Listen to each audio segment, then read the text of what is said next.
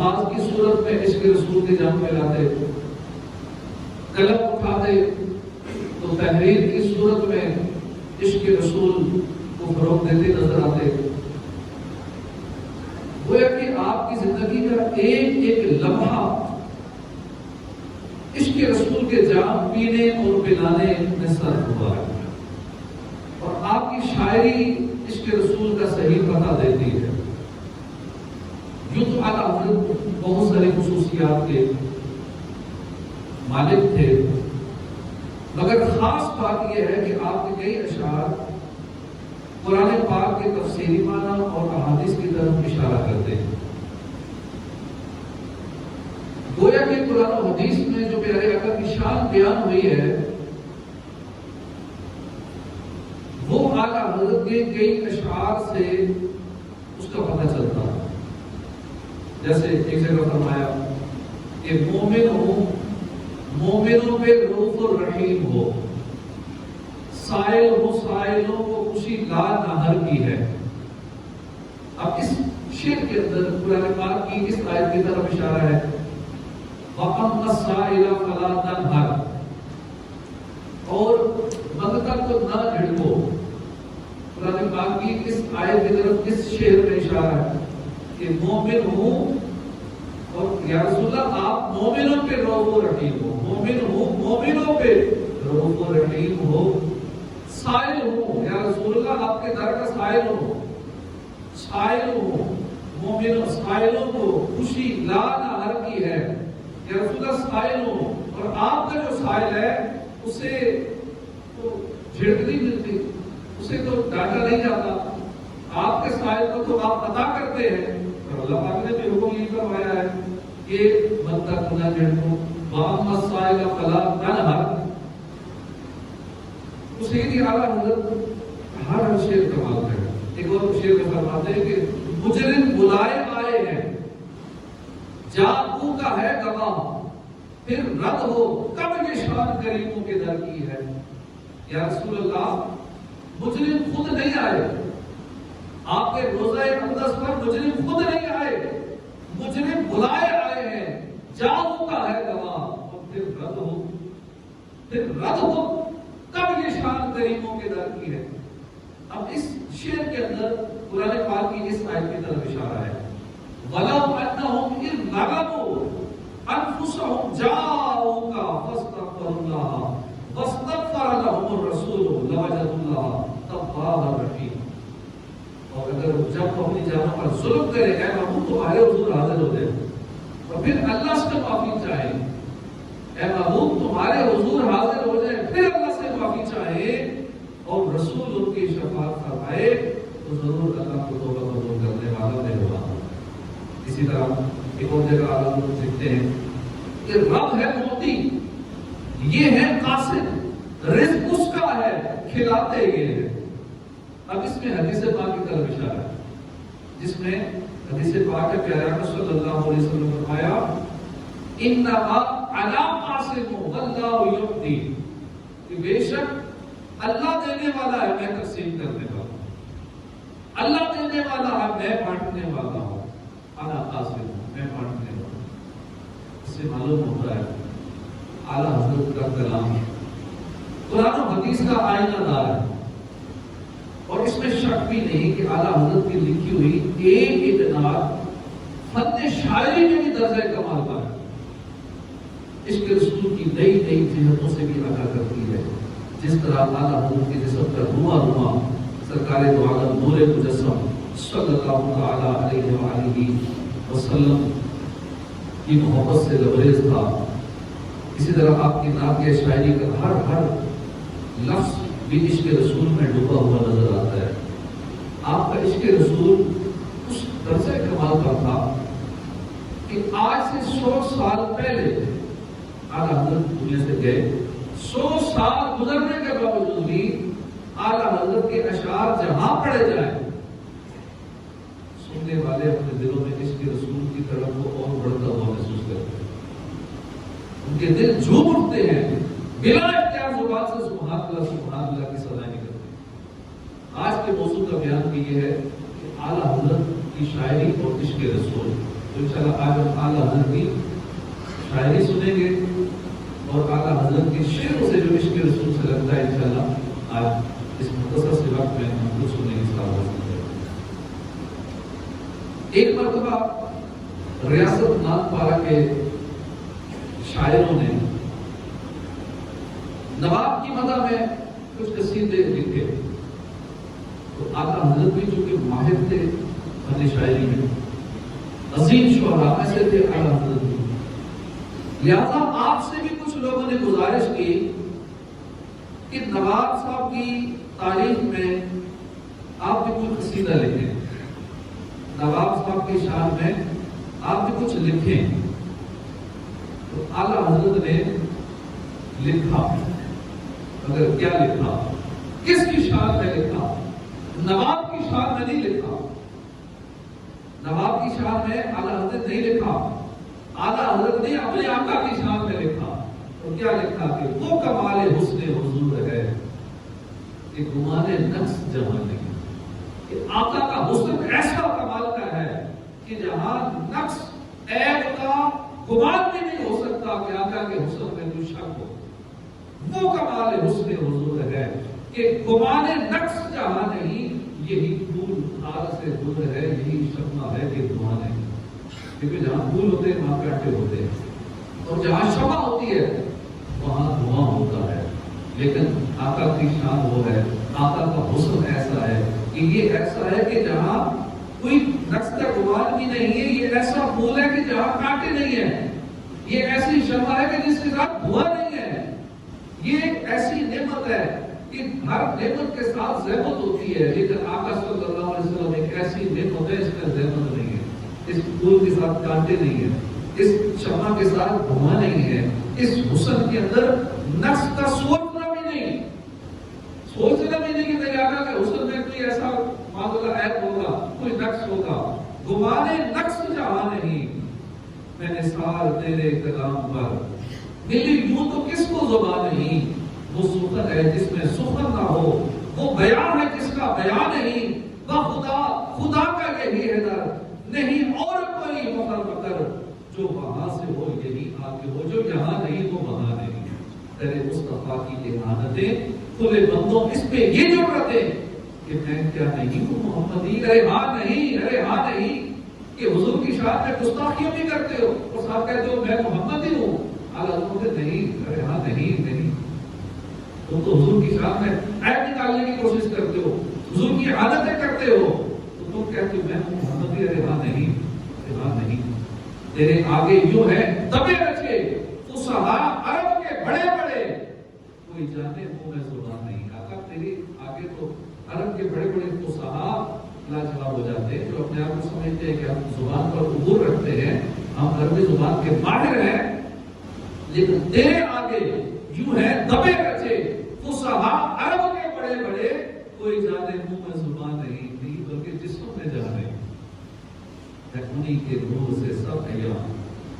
ہے انہی کے جلوے میں سب نعام، بنے صبح تابش مہر سے رہے پیش مہریہ جا نہیں، وہی نور حق وہی دل رب، ہے انہی سے سب، ہے انہی کا سب، نہیں ان کی مل کے میں آسمان کے زمین نہیں کہ زمان نہیں، وہی لامکان کے مقیم ہوئے سر عرش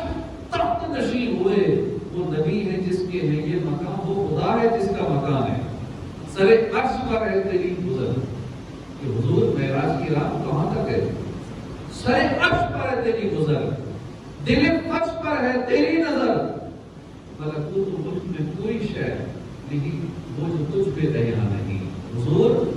سر عرش پر بھی گئے اور اپنے امتیوں کے دل کی حالت بھی جانتے ہیں، دل فرش پر ہے تیری نظر۔ حضور کو امتی دنیا میں کہیں بھی پریشان ہو، اپنے امتیوں کے دل سے حالات سے بھی آگاہ رہتے ہیں، دلوں کے حالات سے بھی باخبر رہتے ہیں کہ میرا امتی دنیا کی کس کونے میں ہے، کس پریشانی میں ہے، دل میں کیا سوچ رہا ہے۔ سر عرش پر ہے تیری نظر، تیرا گزر، سر عرش پر ہے تیرا گزر، دل فرش پر ہے تیری نظر۔ یا رسول اللہ ملکوت ملک میں کوئی شے نہیں وہ جو تجھ پہ عیاں نہیں۔ لوگ کہتے ہیں ان کو پتہ نہیں ہے، ان کو تو علم غیب نہیں ہے، دیوار کے پیچھے کا علم نہیں ہے، ملکوت ملک میں کوئی شے ہے نہیں وہ جو تجھ پہ عیا نہیں، کروں تیرے نام پہ جان فدا۔ یا رسول اللہ کروں تیرے نام پہ جان فدا، نہ بس ایک جان دو جہاں فدا۔ لیکن پھر عرض کرتے ہیں کہ دو جہاں فدا کر کے بھی نا یا رسول اللہ جی نہیں بھرا، دو جہاں سے بھی نہیں جی بھرا، کروں کیا کروڑوں جہاں نہیں۔ اور پھر یہ سارا کلام لکھتے لکھتے اور بہت سارے اس کے اشعار ہیں، یہ کلام سارے لکھتے لکھتے اعلیٰ حضرت نے چونکہ کہا گیا تھا کہ نواب کی شان میں آپ کچھ لکھیں، اب نواب کی شان میں کیا لکھنا تھا؟ اعلیٰ حضرت کے نواب تو کوئی اور ہی تھے، تو اعلیٰ حضرت نے آخر میں یہ لکھا، ان شعراء کو کیسا جواب دیا کہ کروں مدح اہل قوت رضا، پڑے اس بلا میں میری بلا، میں گدا ہوں اپنے کریم کا، میرا دین پارا ہے نہ نہیں۔ یعنی سرکار دو عالم صلی اللہ علیہ وآلہ وسلم کا میں گدا ہوں کہ میں حضور کے در کا گدا ہوں، میں گدا یا میں دولت مندوں دنیا کے نوابوں میں حکمرانوں کی خوش آمدید کروں، میں حکمرانوں کی تعریفیں کروں، ایسا ہرگز نہیں ہو سکتا۔ مالداروں کی خوش آمد کرنا ایک بلا ہے، یہ ایک مصیبت ہے، اور پڑے اس بلا میں میری بلا، دوسرے کو ایسا نہیں ہو سکتا میں کسی اور کی تعریف کروں، جبکہ دوسرے فرماتے ہیں کہ میں تو اپنے رسول کریم محبوب عظیم صلی اللہ علیہ وآلہ وسلم کے در کا بیکاری ہوں، میرا دین پارا نان نہیں، پارا نان یعنی روٹی کا ٹکڑا، میرا دین روٹی کا ٹکڑا نہیں کہ مال کی خاطر، میں روٹی کے ٹکڑے کی خاطر، میں نوابوں کی مد اسرائی کا خاطر ہوں، میں گدا ہوں اپنے کریم کا، میں اپنے آقا کے در کا بیکاری ہوں۔ اس لیے میں اپنے آقا کی شان میں تعریفیں لکھوں گا، میں اپنے آقا کے قصیدے لکھوں گا، کسی دنیا دار کے قصیدے نہیں لکھوں گا۔ تو ہمیں بھی اس سے راستہ حاصل کرنا چاہیے، جب دنیا داروں کی تعریفیں، دنیا داروں کی چاپلوسیاں وہ شامدیں کرتے پھرتے ہیں، دنیا کے چند کاموں کی خاطر، دنیا کے کچھ فوائد لینے کی خاطر، کبھی کسی سیاسی کے پیچھے، کبھی کسی عہدیدار کے پیچھے، کبھی کسی مالدار کے پیچھے، اپنے آقا پہ نظر رکھو، اور جس رب نے، جس رب کے حبیب نے ہمیں دینا ہے، جس در سے عطا ہونا ہے، ادھر توجہ نہیں، باقی ہر طرف توجہ ہے، در کی اس در کو نالوں در بڑھ جانے کے در، در کے ٹھوکروں سے بہتر ہے ایک در پہ نظر رکھ، یہاں سے سب کچھ ملے گا، یہیں سے پریشانیاں بھی دور ہوں گی، یہیں سے سب کچھ ملے گا۔ صحابہ کرام کا یہ عقیدہ تھا، صحابہ کرام کو جب بھی کوئی مشکل پیش آتی حضور کے در پہ حاضر ہو جاتے۔ ایک دینا جنگ کے دوران پانی ختم ہو گیا، پانی ختم ہو تو کیا کرنا چاہیے؟ صحابہ مشورہ کرتے جو یہ ٹوٹ ہوتے ہیں، کچھ پانی نکالتے ہیں، کچھ اور حال سوچتے ہیں۔ صحابہ اکٹھے ہو کے حضور کی بارگاہ میں حاضر ہو گیا، حضور پانی نہیں، پیاس لگی، پانی نہیں۔ اب یہ صحابہ کا عقیدہ دیکھیے، آج کل کہتے ہیں نہیں مانگنا، اللہ کے سوا کسی سے نہیں مانگنا، حضور سے نہیں مانگنا، کسی بندے سے نہیں مانگنا، اللہ سے مانگنا، غیر اللہ سے نہیں مانگنا۔ صحابہ کا عقیدہ یہ تھا کہ اس در پہ حاضری دینی ہے جب بھی کوئی مشکل آئے۔ حضور نے فرمایا کہ ٹھیک ہے، چیک کرو برتنوں میں جتنا اتنا پانی ہے جس کے پاس وہ سارا اکٹھا کر کے لے آؤ، کترا کترا تھا ہر برتن میں، تھوڑا تھوڑا ایک کترا دو کترے، وہ سارا پانی اکٹھا کیا گیا، تھوڑا سا مشکل سے بنا۔ حضور نے فرمایا وہ پانی لے آؤ ایک برتن میں، وہ پانی لایا گیا، اس میں میرے آقا نے اپنی انگلیاں رکھی،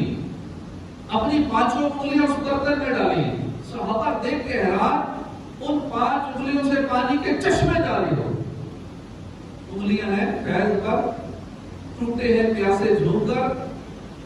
ندیاں پنجاب میں رحمت کی ہے جاری ماں ہوا، پنجاب یعنی 5 دریا، انگلیاں ہیں فیض پر، ٹوٹے ہیں پیاسے جھوم کر، صحابہ کرام جھوم کر اس پانی کے ٹوٹے، پانی پیتے گئے ختم نہیں ہوتا، جنگلوں کو بھی پلاتے رہے، پانی ختم نہیں ہوا، جی بھر کر پانی پیا، رج کی پیاس بجائی، وہ پانی ختم نہیں ہوا، اس کو آپ کی انگلیوں سے جاری ہوا۔ انگلیاں ہیں فیض پر، ٹوٹے ہیں پیاسے جھوم کر، ندیاں پنجاب رحمت کی ہے جاری ہوا، ان پنجاب سے پنجاب 5 انگلی سے جو پانی کے چشمے جاری ہوئے، وہ ایسا پانی تھا، لوگ کہتے ہیں علماء میں بحث ہوتی ہے کہ کون سا پانی دنیا میں افضل ہے، تو سب سے افضل پانی کی آب زمزم کہتا ہے بھی، لیکن سب سے افضل پانی وہ ہے۔ آب زمزم کہاں سے نکلا؟ حضرت اسماعیل علیہ السلام کی ایڑیوں کی برکت سے، اور میرے آقا صلی اللہ علیہ وسلم تو سارے نبیوں کے سردار ہیں، اور میرے آقا کے انگلیوں کے چشمے سے جو پانی نکلا ہے وہ دنیا کے سارے پانیوں کے حساب سے افضل ہوتے ہیں، اور وہ پانی صحابہ کرام نے کیے۔ اللہ کرے ہمیں بھی آقا کا سچا عشق نصیب ہو جائے، حضور کی سچی محبت نصیب ہو جائے، جو صحابہ والا عقیدہ تھا ہم اسی عقیدے پہ قائم دائم رہیں کہ جب بھی کوئی پریشانی آ جائے، جب بھی کوئی ٹینشن آ جائے، ہم حضور کی بارگاہ میں حاضر ہو جائیں۔ بارش ایک کم نہیں ہو رہی تھی مدینے میں، بارش نہیں ہوئی، کہاں پڑ گیا؟ صحابہ کرام حضور کی بارگاہ میں حاضر ہو گئے، یا رسول اللہ بارش نہیں ہو رہی، میرے آقا نے دعا فرمائی، اتنی بارش ہوئی کہ رکنے کا نام نہیں لے رہی۔ اگلا جمعہ آ گیا، پھر بھی بارش جاری ہے۔ صحابہ کرام حضور کی بارگاہ میں حضور یا رسول اللہ پانی اتنا زیادہ ہو گیا بارش رکتی نہیں، حالانکہ بارش برسانا اللہ کا کام ہے، اللہ سے دعا کرتے، لیکن آقا کی بارگاہ میں رسول اللہ بارش نہیں ہوتی۔ اب بارش رکوانی ہے تو بھی حضور کی بارگاہ میں عرض کر یا رسول اللہ بارش بہت زیادہ ہو رہی ہے، دعا کر بارش روک دے۔ میرے آقا نے اسی ٹائم ہاتھ اٹھائے تو فرمایا کہ مدینے میں بارش رک جائے، ارد گرد ہوتی رہے۔ مدینے میں بارش رک گئی، مدینے کے ارد گرد بارش ہوتی ہے۔ یہ وہ نبی ہے جن کے ہاتھوں میں اللہ نے بہت سارے اختیارات دیے ہیں، اور ان کی بارگاہ سے کوئی خالی نہیں جاتا۔ کوئی پریشان حال ان کی بارگاہ میں آتا ہے کہ اس کی پریشانی دور کر دیتے ہیں، یہ مسئلہ حل کرتے ہیں، اس وقت بھی کرتے تھے، آج بھی کرتے ہیں۔ اور اللہ پاک ہمیں صحیح عقائد بنانے کی توفیق عطا فرمائے۔ پیارے اسلام بھائیو، جو بیان کردہ حکایت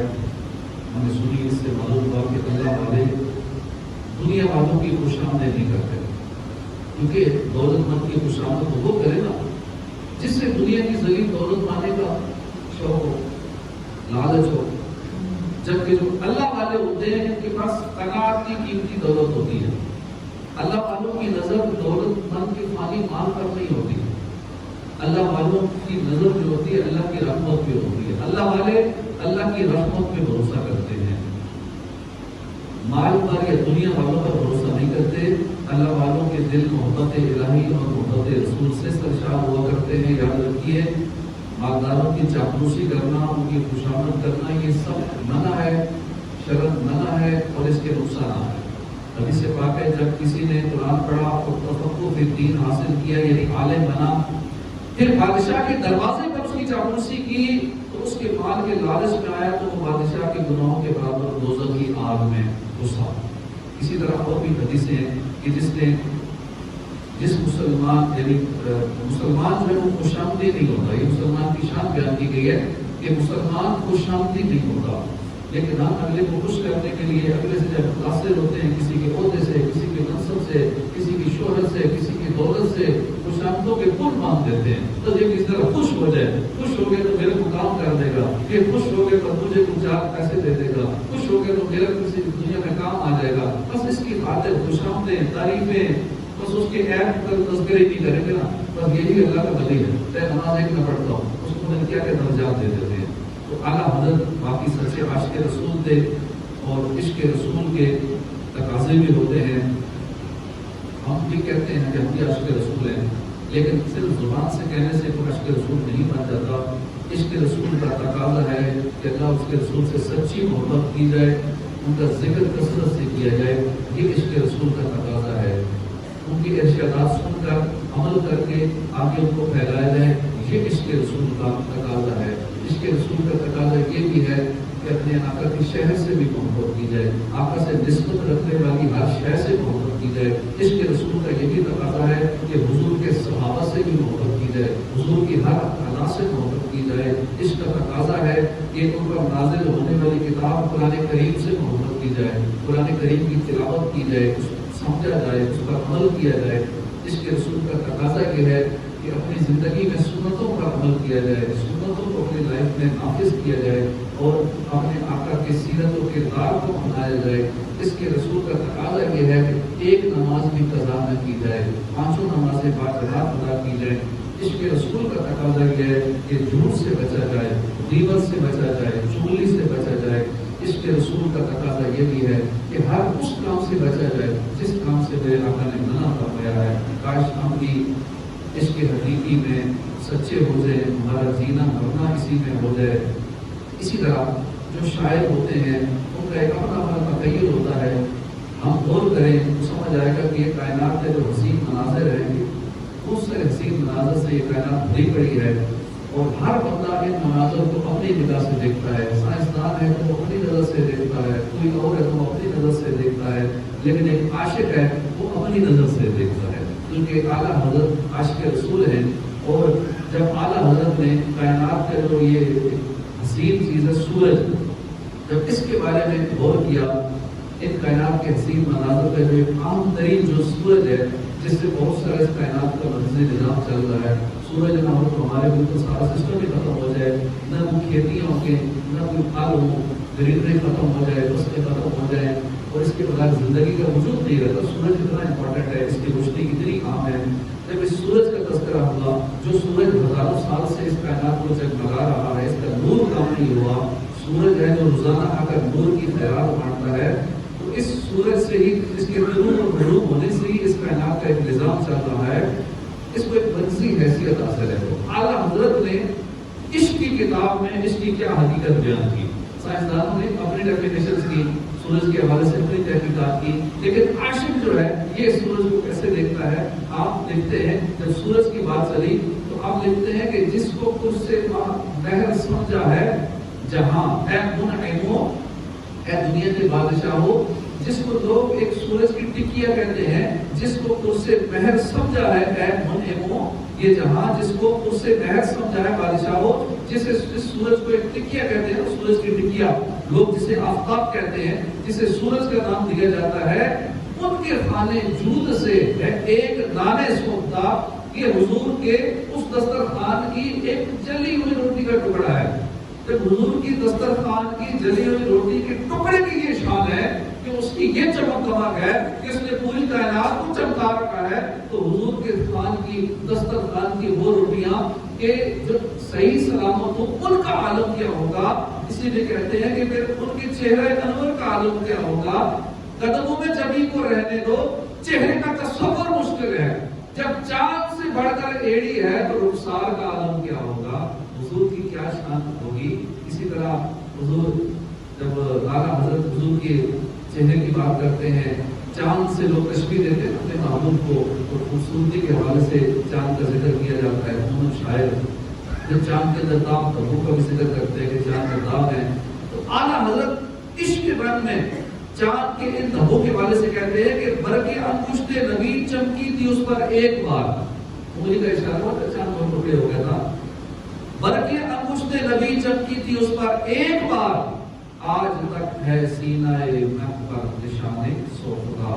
آج تک سینہ ماہ یعنی چاند کے سینے پر آج تک سینہ ماہ میں ہے نشان سوختہ. آج تک وہ داغ ہے چاند کے اس پر. تو اسی طرح چاند کو میرے آقا حضرت مشورہ دیتے ہیں کہ تیرے جو داغ ہے نا, یہ داغ تو صاف کر سکتا تھا, تو اسے غلطی ہوگی کہ جب حضور معراج کی تشریف لے گئے تھے, تیرے پاس سے گزرے تھے, تو اس راہ گزر کی خاک اپنے چہرے پہ ڈال لیتا, تیرے داغ ختم ہو جاتے. شعر میں لکھا, ستم کیا کیسی مت کٹی تھی کمر, وہ خاک ان کے راہ گزر کی اٹھا نہ لایا, دلتے دلتے یہ سب داغ دیکھنا دھلے تھے, تیرے داغ سارے مٹ جاتے. اسی طرح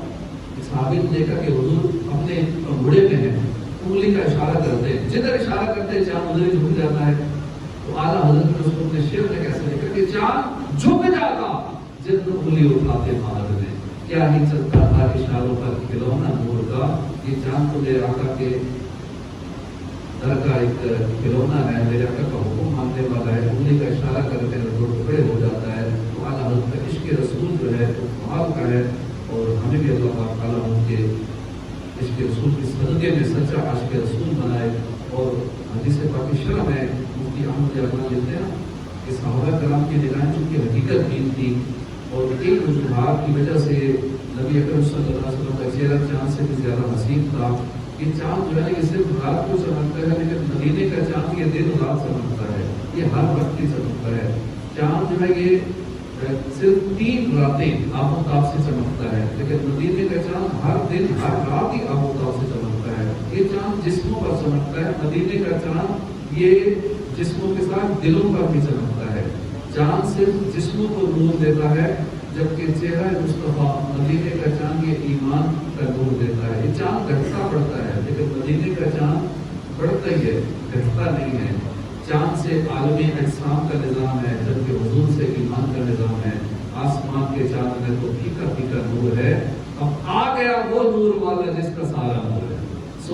میرے میلاد النبی ہے، کیا سبحانہ نور ہے، آ گیا وہ نور والا جس کا سارا نور ہے۔ آنکھ والوں آؤ دیکھو ماہ طیبہ کی ضیاء، آسماں کے چاند میں تو پھیکا پھیکا نور ہے۔ تو نہ ہوتا اور نہ ہوتا وہ جہاں کا انتظام، تو زمین کا نور ہے، تو آسمان کا نور ہے۔ آقا کی ولادت کا مہینہ شروع ہونے والا ہے، بس یہ 3-4 دن باقی رہ گئے ہیں۔ اس آقا کی آمد کی خوشیاں کیوں نہ منائیں جن کے صدقے میں ہم پہ کرم ہوا، جن کے صدقے میں ہمیں مرنے کے بعد حضور کی زیارت قبر میں ہوگی، ہماری قبر روشن ہوگی، میزان پر ہماری مدد کریں گے، پولیس صراط میں سے پار لگائیں گے، جنت میں اپنے امتیوں کو پہنچائیں گے۔ تو اس آقا کی آمد کی خوشیاں کیوں نہ منائیں، اپنے گھروں کو کیوں نہ سجائیں، اپنے گھروں پہ لائٹیں جھنڈے، یہ خوشی کا اظہار ہے۔ ہر دور میں اپنا انداز ہوتا ہے، اس دور میں لوگ خوشی ایسی انداز میں کرتے ہیں، گھر میں کوئی شادی ہوتی ہے، کوئی خوشی ہوتی ہے، لائٹیں لگائی جاتی ہے۔ اسی طرح یہ سیاسی لوگ کتنے اپنے اس میں قائد کی محبت میں یا اس پارٹی کی محبت میں جھنڈے لگاتے ہیں، گھڑیاں لگاتے ہیں۔ تو آقا کی شان میں اگر کوئی جھنڈا لگاتا ہے تو اس پہ پھر افرے لگنے شروع ہو جاتے ہیں، شرک ہے، بدعت ہے، من ہے، کہاں سے آتے تک بدعت ہے، صحابہ نے کیا نہیں کیا، ہر طرح کی باتیں شروع ہو جاتے ہیں۔ دن نہیں منانا چاہیے، تو کسی کی باتوں میں نہیں آنا، اپنے گھروں کو سجائیں، جھنڈے لگائیں، لائٹیں لگائیں اور آقا سے محبت کا اظہار کریں۔ جس انداز میں بھی کر سکتے ہیں، اپنے گھر میں محفل میلاد کرائیں، چھوٹی کریں بڑی کریں، حسب توفیق جیسا کر سکتے ہیں وہ ضرور کریں، جلوس میلاد میں شرکت کریں۔ انشاءاللہ ہمارے نیت ہے اگلے جمعے کو بعد جمعہ ایک مختصر سا جلوس میلاد یہاں انشاءاللہ ہم کریں گے، اور کوشش کریں سارے اس میں ضرور شرکت کریں، اور جتنی بھی میلاد کی محفل ہوں گی انشاءاللہ 12ویں کی محفل ہوگی، 12ویں کا جلوس بھی ہوگا، باہر سے جلوس یہاں آتے ہیں اس کا بھی استقبال کریں گے۔ تو آپ سب کو دعوت ہے کہ ضرور 12ویں کی میلاد کے اجتماع میں جلوس میں شرکت فرمائیں، اور انشاءاللہ جو اس سلسلے میں محفل ہوں گے، جو درجات ہوں گے، انشاءاللہ مسجد کو بھی مزید سجائیں گے، لائٹیں وغیرہ کچھ ہو چکی ہے، مزید لگانی ہے، جھنڈے جھڑیاں، اور گھروں کے لیے جن کو چاہیے تو ہر سال میں جھنڈے وغیرہ لگانے باقی آ چکے ہیں۔ اللہ تعالیٰ ہمیں سچا عاشق رسول بنائے، اور ہمیں صرف انہی پہ نظر رکھنی ہے، جس طرح کہ اعلیٰ حضرت لکھتے ہیں کہ صرف انہیں جانا انہیں مانا، نہ رکھا غیر سے کام، للہ الحمد میں دنیا سے مسلمان کیا۔ اللہ پاک ہمارا ایمان سلامت رکھے، آمین بجاہ نبی امین صلی اللہ علیہ وسلم۔